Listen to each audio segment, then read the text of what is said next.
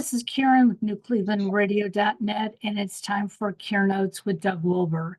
And before we started today, Doug and I were just chatting about,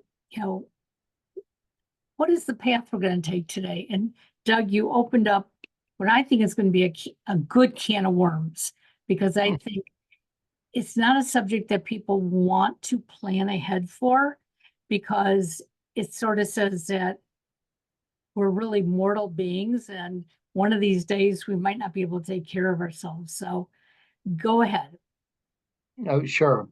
Yeah, I think a lot of there's kind of two things, which is, our goal is to make independence possible. That's really ultimately what we try to do. Now, independence is, as I've said before, you can define in different ways, but ultimately I define it as the ability to have agency, to make decisions, to have some control in your life. And I think a part of that does start with the before, if you have the opportunity for before, which is like, how do we prepare for things? And so now I will say that, it may be 1 or 2% of the population that adequately prepares, that they really thought things through. And maybe, a part of today will be thinking things through, that process and sort of the why. Well, the why behind doing that is like I said, having agency, being able to control things. And so the more you pre-think, the better. Right. If we have time, I'd also want to talk about the other part of this, which is, okay, now you've hit the wall. Now and you need care. How do we initiate care? What do we do? What's that process look like? I don't know if we'll get there or not, but kind of the prepare part of it, I think, is a good starting place. So when, how do you prepare? And some point in time in your life, 50s, 60s, 70s, for most people, that's probably ideally when you do it. You kind of say, well, what happens if the worst happens? If I have to use a walker, or I can't get around, and or it's going to be really painful or difficult for me to do it. And no one thinks they're going to be in that place generally. But yet they see people all around that are in that place. Right. And if your goal is to stay at home, then you have to say, how do I do that? Exactly. And I was saying to you, we can make all sorts of situations work, but if you can think through beforehand, making things work are so much easier for everyone involved. So let's say you're in a house and you're in your 60s and you have to do a remodel. A lot of times people are trying to get things ready. And by remodeling and making a bathroom where the doors are wide and you can roll a wheelchair in there if you need to. And you don't have to step over a step, even into a shower, where you could roll something into that shower. Now you can make it so it looks elegant and absolutely, and great or whatever. And without it looking like it's like totally handicap accessible. Right. Accessible and stuff, that it just was the design, and by doing that. But the it's not so much kind of the how or whatever. It's the fact that you're thinking about that ahead of time. What so oftentimes happens is people are thinking about that after, a big thing has After the happened. thing. Yep, Someone's had, and what happens often in someone in their 60s? Well, it may not be a fall, unless someone is having a lot of other health issues. What you tend to have happen is a hip replacement, or a knee replacement. And then you get like, oh shoot, yep, Now usually your recovery is relatively quickly, and what I mean is, within a month or so, most people are sort of back, doing well and actually more pain-free. But that was the clarion call, the situation where you kind of say, oh, look how hard that was exactly. to to do whatever it was. And even in those situations, if you had it pre-thought, then it's great. You have the bathroom that is Right. ready or whatever. And I know, like for me, and this is, um, my house, I don't have a bathroom on the main floor. So, matter of fact, I don't have a bathroom in pretty much any living space, unless it's like like you have to go up or down from the Wow. living space to Okay. go. And and that's unfortunately in my house, it's not easily correctable. Like it really isn't. It's not like this is going to be an easy thing Sure. where you can just put a bathroom on that main floor. I can do it, um, but it's so the other thing might be, should I move? Should I go into a different place Right. because that's all on one floor, or could easily be on one floor where you have let's say a master bedroom or Sure. something like that that's on that floor. Um, or you go to a condo where you can be on one floor.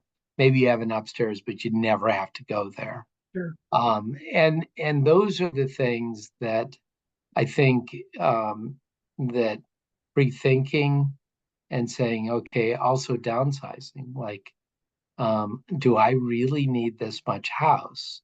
It's a lot of work to keep up with. I know my kids were raised here. I know that there's all these memories or things tied into it. And some people, that's not a big thing, but other people, that's a major thing. They love their home. And Right. um, so, but can I give that up and go to something that's really going to be practical, where I can age in place and things. There's one family that, we're helping, and I think about 20 years ago, um, they built a house for their mother, with the idea that she could be there for the rest of her life. Okay. So it's like I said, has the handicap accessible, all on one floor, easy to kind of roll around if you ever needed a wheelchair. And it just, is there so that if she ever needs it, Sure. it's set to go. Um, as far as for the handicap or the wheelchair, or even the way a walker would work in there, hard surfaces versus soft surfaces. Sure. And so she's set. It doesn't matter what comes her way, They're it's there prepared. and ready to Yep. go. Yeah. um and that's kind of the ultimate in pre-thinking, and knowing sort of the family. They're the ultimate in pre-thinkers. I mean, they're, and I say that in a really complimentary way. They Sure. have thought, what's the right way of doing this, and how can we pre-plan this, And and they and also it's had the affordable way of doing it, most likely. You mm, know, there are so many, especially now, seniors who are living alone. They don't have family. And they're still in the same home that maybe they bought, many, many years ago. And this is their house becomes their family because it's what they know. And I'm hearing from a lot of them that, what do I do? If I get ill and I can't get to my phone or a buzzer or something to let somebody know that um, I'm in distress, who's going to ever find me? And, that's a scary thought. And Yeah, my husband and I went through that. We were discussing with our sons that, yeah, we're healthy now. And, we've made a lot of accommodations in the house, but it really is not. If we become invalids of any kind, we couldn't stay here. It just would not work. And so it took a couple of years of me talking to my boys that we finally have come up with a plan. Is it the best plan for them? No, but they don't want to see us thrown out to the wolves. Is it the best plan for us? It's better than us being alone. And so yeah, sometimes I think people have to look at it that way as well. Um, and they understand there are certain things that we are going to need. So like 10 years ago when I broke my femur, when I came back from rehab and they came to check the house, the first thing they said was, you have to come back to rehab. And I said, why? Because you can't get into your shower. yeah, And I said, oh, watch me. Um, and they came and did rehab here. I stayed at the rehab, but we'd come back home and do rehab, me getting in and out of the bathtub with a shower chair. Now, by the time I actually came home, I was extremely mobile and, I didn't need it. But soon after that, we redid the bathroom. right. We Yeah, said, you know what? Why should I keep straining myself? And let's make it comfortable for the future. It doesn't look like a handicap shower. And those are some of the things we can do as well, because people think, oh, I don't want my house to look like, a nursing home. yeah, Well, you don't have to. You can put all those things in place without that. yeah. I've probably done, you know, conservatively 5,000 intakes, you know. So that makes me truly an expert, you know. I mean, truly, I mean, I don't say that with any cockiness. Like I have seen so many different things. So I can go and meet with someone and I can predict with pretty good accuracy their future, like what's going on and Sure. what people are going to be dealing with and what issues are likely to happen and things. And I do think um, so a lot, I mean, the reason that you have like insurance where they have actuarial tables and companies make money is because they're pretty accurate with that, so they can predict pricing and other things, you know, based on that. Um, and and I think that when you're dealing with a home situation, it is possible to become educated, you know, and to anticipate things in that are going to happen or likely to happen. And it doesn't take that much to gain an understanding and have some predictive elements where you're able to say, oh, I think I need this, and I think I need this, and I think I need this. But those little differences can make massive differences later on. What you want is when either a crisis or a difficulty or a chronic illness hits, or a broken femur, yeah, that you want your life to be as easy as possible, and Right. that's not when you're thinking of the details. Yeah. And if people can pre-think things, they're gonna be much happier, you know, for it. And what I have to say is, you know, look at someone who's in a wheelchair and look at someone that is using a walker. Like just observe one day, um, or observe over a period of days, and say what it would be hard if that was me, and then look around your house and say, oh, is a step going to be difficult? Is a shower door or a narrow shower going to be hard? What do I need to do about that? And the what I need to do about it is might be, restructuring, or maybe that, oh, I could take down, like there are times where people have glass doors. Right. Um, and I say, oh, just take the glass doors off, put a compression bar between, and put a shower curtain in there. Get some bars in there and a transfer bench where you can sit on it and scoot your way in, Right. and that will be a fit. Now, is that the best thing? No, the best thing is you have someplace that you could walk right into it, Right. sit in a bench with a handheld shower, and not have any of that other rigmarole, and and again, you found out with your shower that something, that you never really probably thought of, No, all I of a didn't. sudden, Because it's like, it's interesting.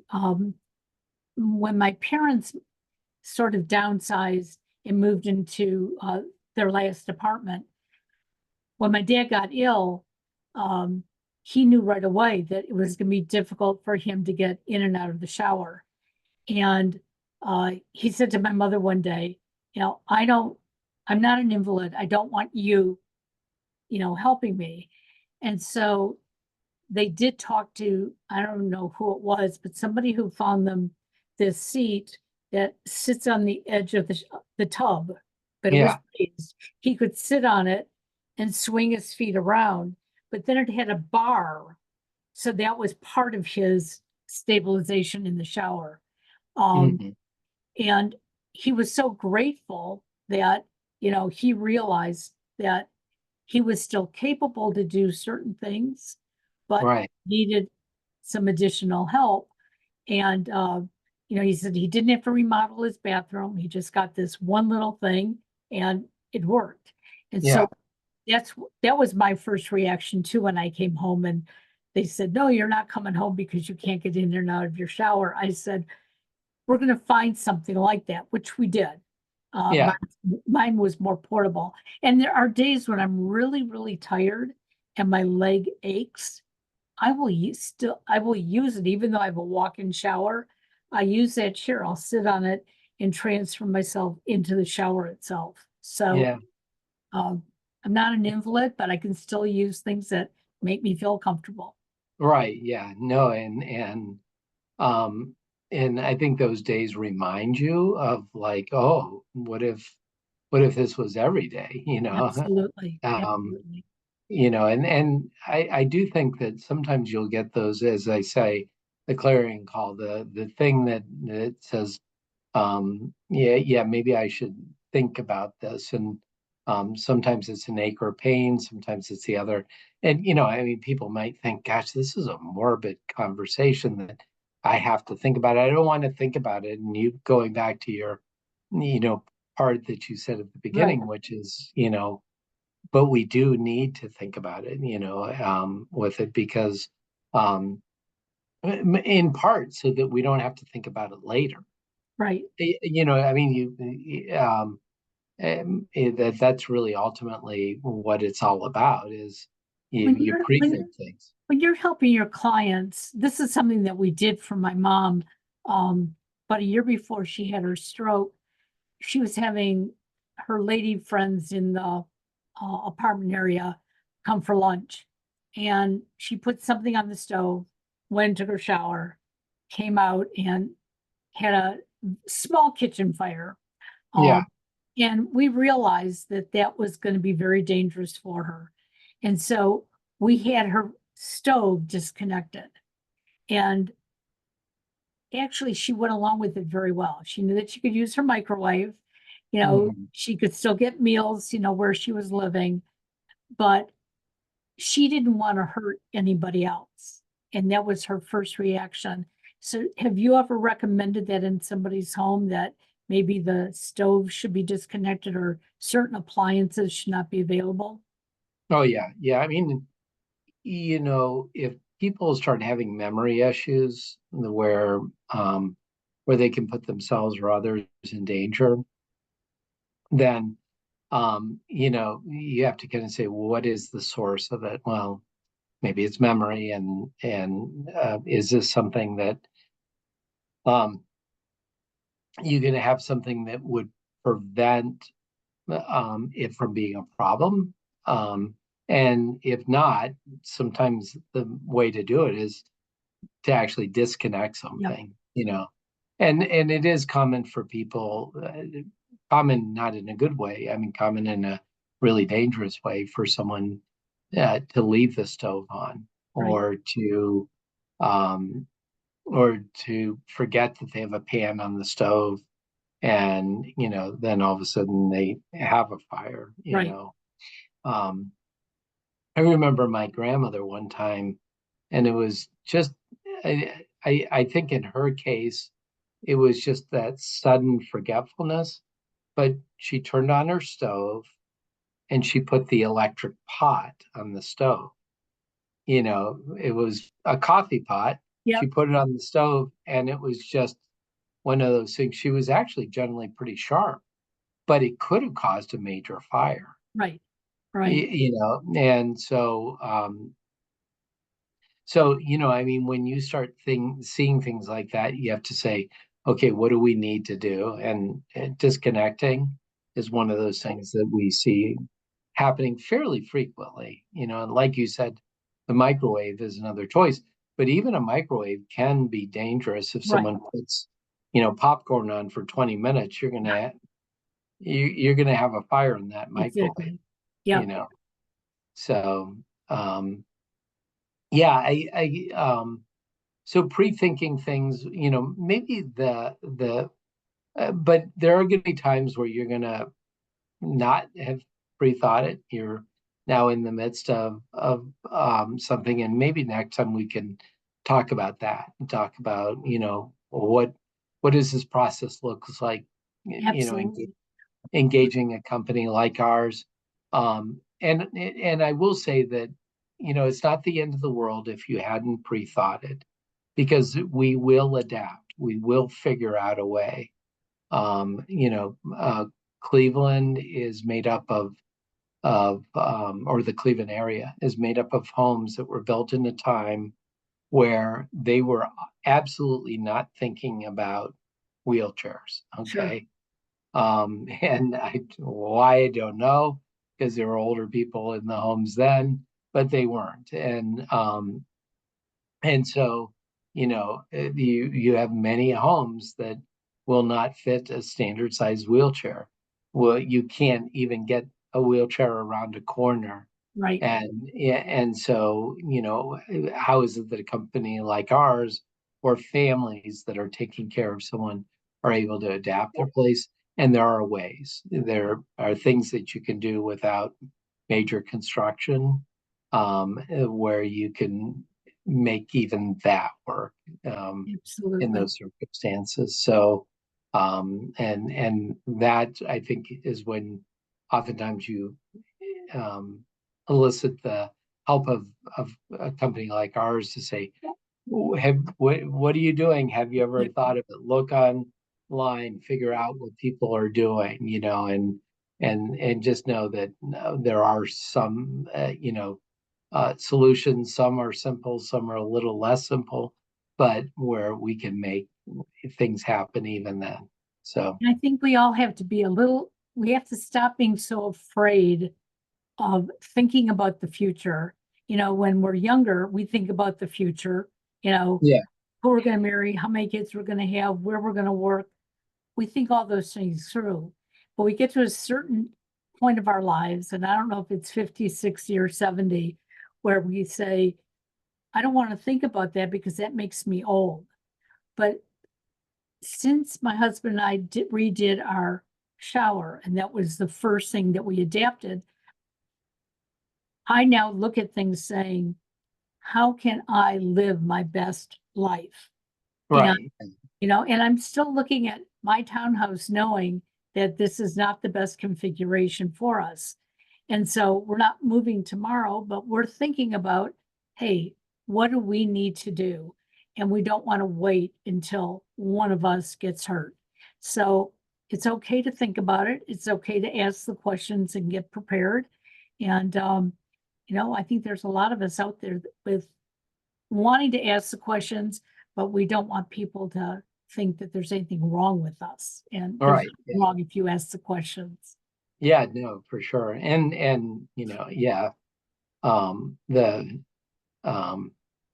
like Franklin FDR had said, the only thing we have to fear is Yep. fear itself, right? Yeah. So, Exactly. that once you actually step in and start thinking about it and confronting it and stuff like that, it actually is a relief. It's like, okay, I don't have to worry about that right now, Exactly. and so it does exactly the opposite of what a lot of people think. So, That's wonderful. yeah, Well, we'll yeah. continue this discussion next month, I think. And All right, sounds all good. right. And Yeah. happy 4th But for yes, those who are doing Independence Day. And thanks to all those that served on our behalf. I know I truly appreciate absolutely. the ones, so many of the people we care for, bravely served, or spouses of those that served, and we honor you. So thank you. Thank you too. Have a great day. Bye bye Thanks. now.